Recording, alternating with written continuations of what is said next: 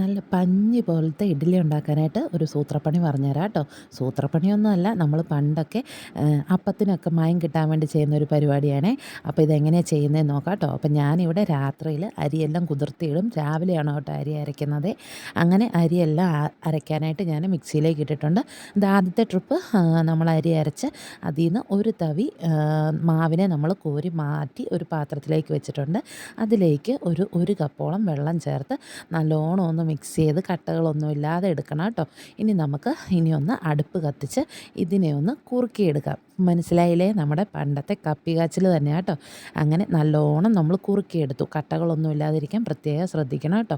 അതിന് ശേഷം ഈ ഒരു പരുവാകുമ്പോഴത്തേക്കും നമുക്ക് ഫ്ലെയിം ഓഫ് ചെയ്തിട്ട് ഒന്ന് തണുക്കാനായിട്ട് വെക്കാം. തണുത്ത് കഴിഞ്ഞിട്ട് നമുക്ക് ബാക്കിയുള്ള അരിയും ഉഴുന്നൊക്കെ അരയ്ക്കുന്ന സമയത്ത് നമ്മളിത് അതിലേക്ക് ചേർത്ത് കൊടുക്കുകയാണ് കേട്ടോ. അതിന് ശേഷം ആവശ്യത്തിന് വെള്ളവും ഒഴിച്ച് നല്ലതുപോലെ ഇങ്ങ് അരച്ചെടുത്താൽ മതി കേട്ടോ. പിന്നെ നമ്മുടെ മാവ് പുളിച്ച് കഴിയുമ്പം ഇങ്ങനെ അങ്ങ് ചുട്ടെടുത്താൽ നല്ല അടിപൊളി ഇഡ്ഡലി കിട്ടുവേ.